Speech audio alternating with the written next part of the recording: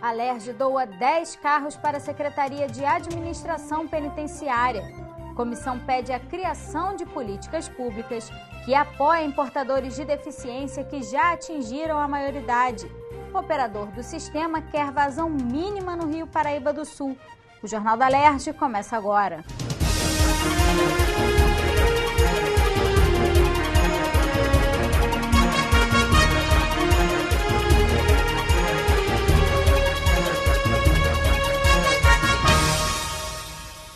O setor elétrico e o operador nacional do sistema estão estudando uma resolução para gerir a vazão dos reservatórios de água da região sudeste.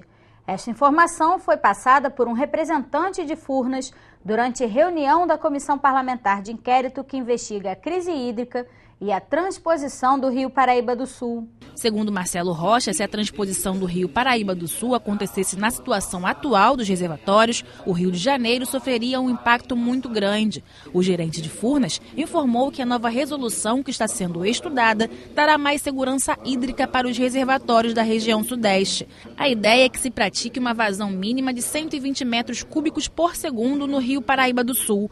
O representante de Furnas ressaltou ainda que isso só vai poder ser colocado em prática quando os reservatórios estiverem com melhor operação. O objetivo dessa nossa nova resolução, que está sendo elaborada pela Agência Nacional de Águas, Instituto de Mineiro Gestão de Águas, Departamento de Águas e Energia Elétrica do Estado de São Paulo e pelo INEA, Instituto Estadual de Ambiente, é maximizar o armazenamento dos reservatórios de cabeceira do Paraíba do Sul, de modo a evitar que novas crises hídricas ocorram, garantindo uma maior regularização do rio e permitindo que as vazões, tanto na jusante de Santa Cecília quanto a transposição para a bacia do Guandu, operem em níveis com maior segurança hídrica. Uma resolução baseada numa situação de operação ideal.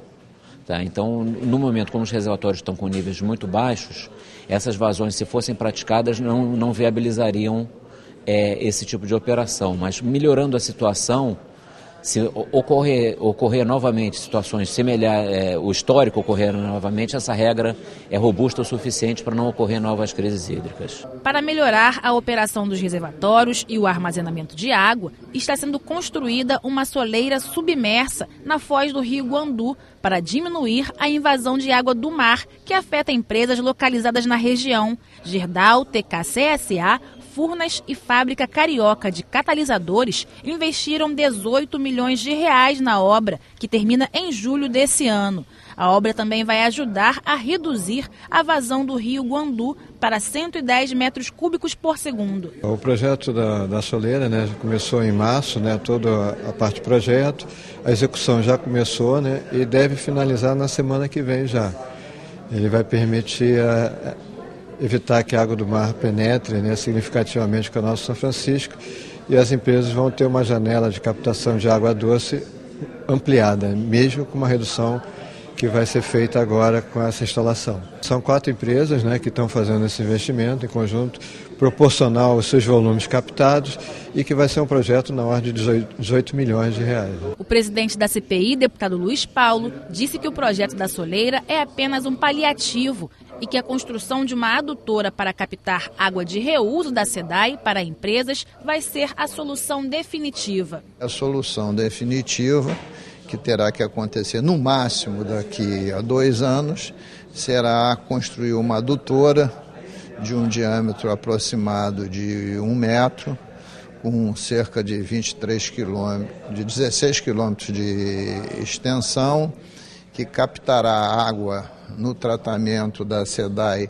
a água de reuso, a água que lavou os filtros da estação de tratamento, aproximadamente 1 metro cúbico por segundo, para ser consumida por essas empresas.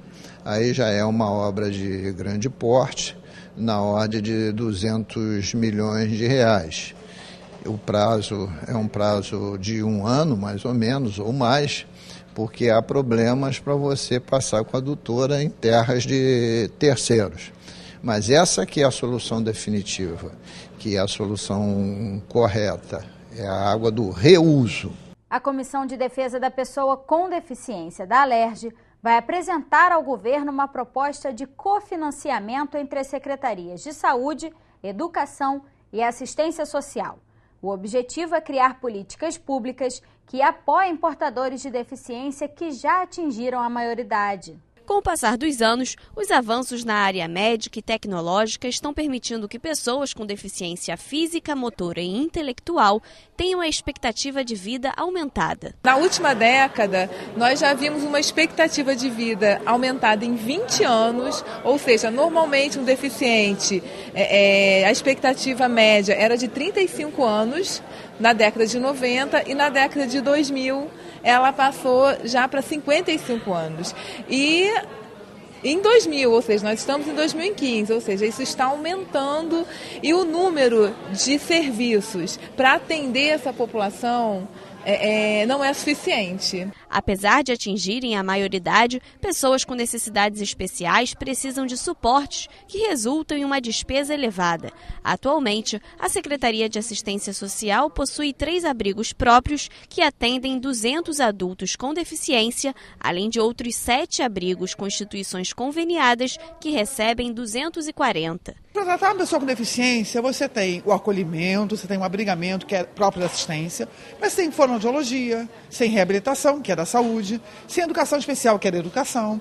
Então, o Estado do Rio de Janeiro tem um mecanismo que se chama descentralização orçamentária, quando uma secretaria precisa passar dinheiro para outra secretaria. Então, a saúde e a educação podem descentralizar para a assistência social os recursos, a gente faz edital de seleção pública, a gente convenia com as instituições e a gente paga, mas com recursos da saúde e da educação, já que as ações são dessas áreas de atuação. Para incentivar a inclusão e oferecer estes apoios, a comissão da Alerj vai se reunir com o governo do estado e representantes de instituições para propor formas de destinar verbas que permitam a elaboração de políticas públicas voltadas para pessoas com deficiência. Os convênios que são feitos com as entidades que praticam o atendimento são todas na FIA ou na área da assistência, o que é um equívoco, porque na verdade essas instituições, muitas delas trabalham na área de educação e trabalham na área de reabilitação, ou seja, educação e saúde, sem R$1 do recurso de saúde e de educação para cofinanciar todo esse tratamento. A assistência não pode ser responsável por um trabalho que é multidisciplinar, que precisa acontecer também da educação e da saúde. Por isso a gente montou um grupo de trabalho que já tinha começado na legislatura passada e agora nós vamos avançar para mostrar para o Estado que essa rede de cofinanciamento aumentando só vai melhorar. Não é aumentar o gasto público, é redirecionar o gasto da maneira certa, do jeito certo, para melhorar o atendimento. A Comissão de Cultura da Alerj vai criar um grupo de trabalho para discutir o projeto do sistema de bondes de Santa Teresa. A obra começou depois de um grave acidente em 2011, em que morreram 6 pessoas e mais de 50 ficaram feridas. A inadequação dos canteiros de obras, que segundo a Associação de Moradores, tem causado um grande transtorno de mobilidade para quem vive e visita Santa Teresa, e até um erro de execução que teria impedido o freio de emergência do novo bonde de funcionar, são algumas de muitas reclamações que foram feitas pelos moradores.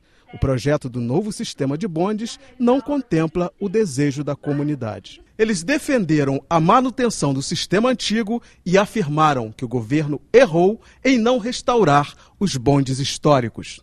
Queremos ter pelo menos 19 bondes, funcionando, bondes históricos. E por quê? Porque é uma via compartilhada. Nós trabalhamos, o bonde trabalha num bairro de convivência de outros meios de transporte. E o bonde que está sendo proposto é um bonde que não tem essa qualidade de absorção de variação de gabarito de via compartilhada. Só o bonde histórico restaurado garante isso. O secretário estadual de Transportes disse que a prioridade é fazer a obra avançar. Essa obra está atrasada, essa obra está causando transtornos à população, isso está muito claro pelo que foi dito aqui e pelo que nós vemos dialogando com os moradores há muito tempo, e nós estamos esgotando os limites da área administrativa. Ele também disse que vai discutir com os moradores a possibilidade dos bondes antigos serem recuperados. Vamos avaliar se esses bondes têm condições ou não de serem recuperados e como eles podem vir a integrar o sistema. Agora, nós já temos 5 bondes novos que serão colocados em circulação ração comprados pelo Estado com recursos públicos, enfim, e sob especificações técnicas para utilização no bairro de Santa Teresa, principalmente levando-se em conta as questões de segurança. A Comissão de Cultura vai criar um grupo de trabalho para dar respostas às indagações dos moradores de Santa Teresa. Quando você não tem um projeto executivo adequado, você vai ter problemas na sua finalização do projeto. E nós vimos agora que você fez uma obra e na hora de colocar o bonde em cima dos trilhos, as medidas não estão adequadas. Será que isso também vai acontecer na hora de você ter a necessidade de fazer as curvas de 90 graus que tem em Santa Teresa? Será que vai ser adequado para as ladeiras íngremes? Será que o solo vai suportar toda a impermeabilização que estão fazendo?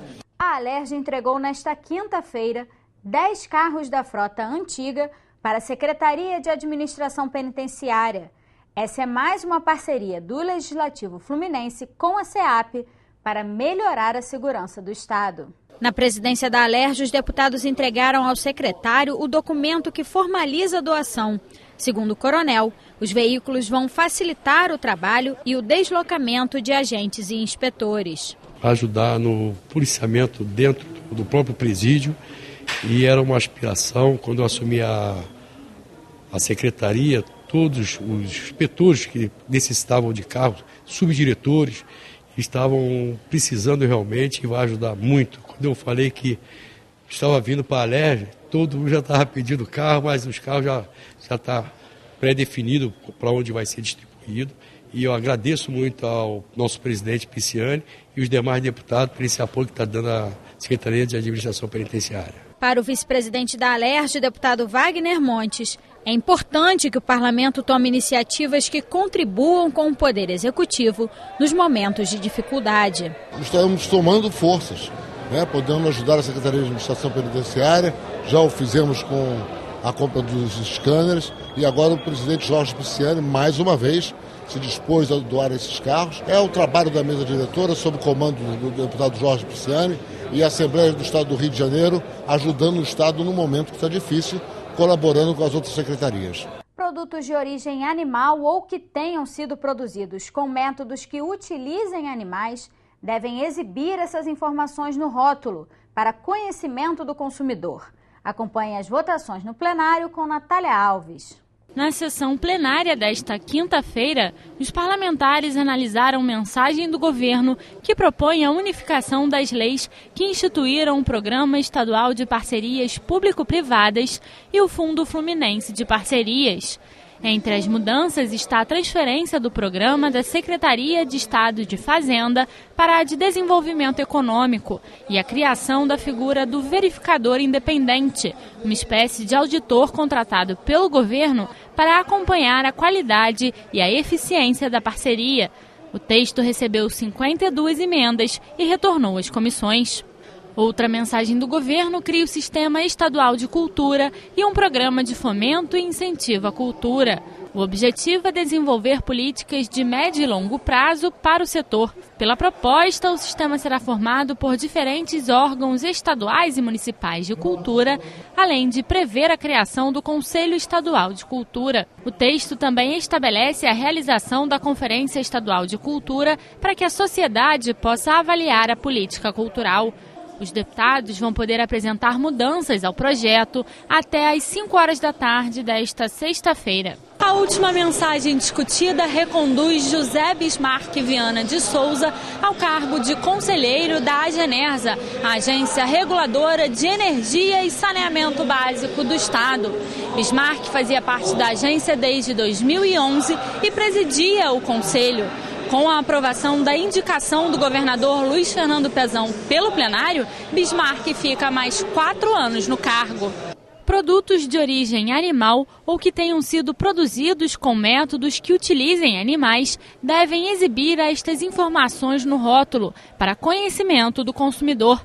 Os estabelecimentos comerciais vão ter 1 ano para se adaptar à nova regra ou podem ser multados. A proposta do deputado Paulo Ramos foi aprovada em segunda discussão e pode virar lei. Nós temos muitos consumidores que são vegetarianos e há produtos que imediatamente não tem visibilidade sobre a origem. Se alguém for comprar 1 quilo de carne, sabe que a origem é animal. Mas há produtos que não, enlatados, etc. Então, é preciso que no rótulo venha de forma legível que a origem é animal.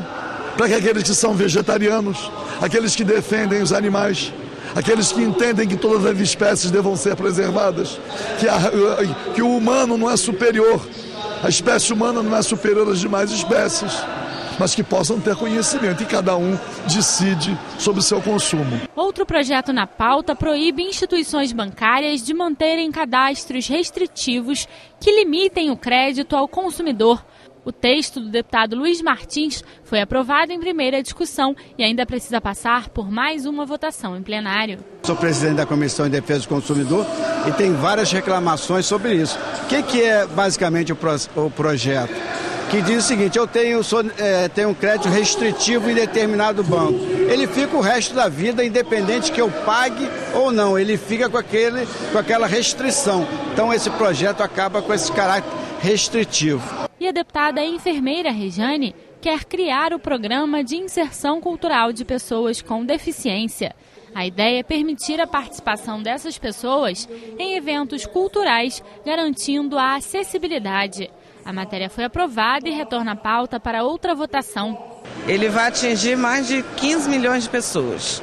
12% de toda a sociedade, de toda a população do Rio de Janeiro são de deficientes físicos, auditivo, todos os deficientes. E esse programa, ele busca parceria privada para que a gente possa dar condição a esse deficiente de frequentar os espaços culturais. Um deles, por exemplo, são as bibliotecas, tem que ter livro em braille, linguagem dos sinais, em cinemas, em teatro. Foi aprovada ainda a prorrogação dos trabalhos da CPI que apura as causas e consequências do consumo de crack no estado. Os deputados vão ter mais 60 dias para a conclusão do relatório final. Nós ouvimos algumas secretarias importantes, mas ainda precisamos ouvir a Secretaria de Saúde, que não conseguiu ser contemplada nas primeiras reuniões, e também alguns estudiosos nessa área, porque a CPI, além de indicar as questões problemáticas no que diz respeito ao combate ao crack, a situação do crack, nós precisamos também apresentar alternativas. A CPI ela também é propositiva e nessa intenção o chamamento, o convite de alguns especialistas nessa área vão nos dar para o relatório informações importantes para dar ao Estado alternativas para ajudar no combate ao crack. O Jornal da Alerj fica por aqui. Você pode acompanhar a programação também em nosso site e pelas redes sociais. TV Alerj, o canal do povo fluminense.